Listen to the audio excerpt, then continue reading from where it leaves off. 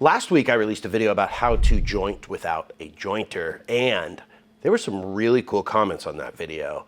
One of them gave me a great idea. It was from a guy named Big Mo, and he said he uses drywall compound to joint a board. And that got me thinking, when you use a jointer sled, there are some inherent capabilities that it lacks. Most of those things being center support of your board, especially when you have a very big board. If you have a cup in the middle or a bow, a planer wants to press that stuff down. And even if you put shims all around the outside, you can get a situation where, especially the thinner your board, that it pushes down in the middle when you have a board that's really wide or has a very slight twist and it's hard to even out. So I want to give this drywall compound a test, and we need a few things. One of the reasons I like this idea is 5-minute drywall compound sets in 5 minutes, and it's so cheap. It's 10 bucks for an 18-pound bag, which you could probably joint, 100 board feet with it. We're gonna need some wax to wax our sled so that it doesn't stick. You could also use like a piece of something that's slick, like acrylic or coriander or something like that.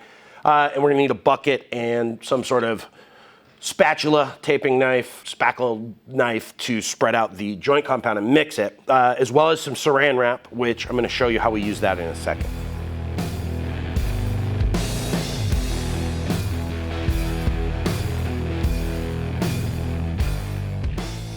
Okay, so our sled is waxed, we've got our plastic ready, and what we're gonna do now is mix up our joint compound, and I'm gonna do about a 3-to-1 ratio and see where that gets us. You want it to be sort of firm so that it holds under its own weight and is not runny, but is also malleable. Now, once we get that spread out, I'm gonna spread out about a thin layer, maybe an 1/8 to 1/4 inch thick, and then I'm gonna lay my saran wrap over it. We're gonna press our board into it, and then I'm gonna just quickly go around and make sure that it doesn't have some major high spots, so kind of about the same height above our sled. And then we're gonna let that dry. It takes only 5 minutes, and then we'll pull the board out, remove the plastic, and run it through the planer and see how it works.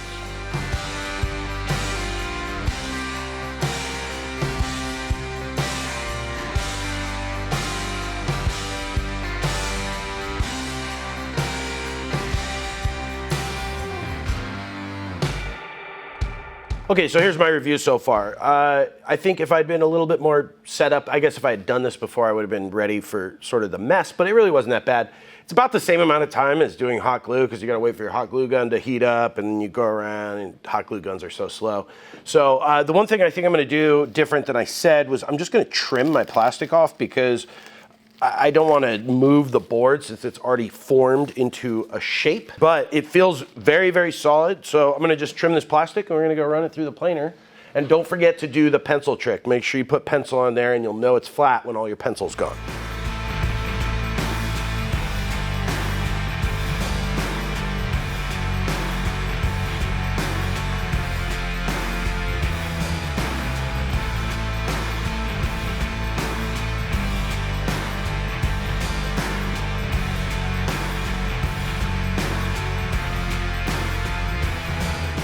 Wow, we have now a perfectly flat and parallel board. That was really easy. Man, I really loved when I pulled the board off, because you can really tell where the low and the high spots were. I used I think it's called a drywall trowel, the one with all the notches in it. Gosh, I don't know, sorry, not a drywaller. If you are a drywaller, I commend you. That is a hard job. The low spots got pushed in more than the high spots, and that was actually really cool.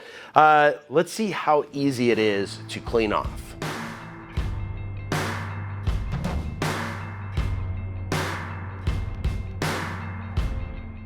That was unbelievably easy. The wax, it just fell off of there. I mean, this thing's ready to go again. Plus, if you're using drywall mud and there's a little bump here and there, it's not gonna matter because the drywall mud's gonna be thicker than that bump.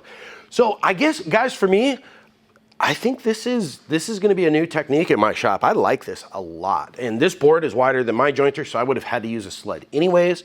It's really quick to set up. I guess not quick is the wrong word, but it's about the same as using shims, but I like the support it gives. It just gives way better support. Sometimes, especially with bigger boards or boards that are really cupped, I have a tough time with the sled, and so this way worked great. I mean, This is a board I've had in my shop for 2 years and I haven't used it because I've always been like, how am I gonna get that thing flat? And it's a beautiful piece of white oak. So now it's project ready.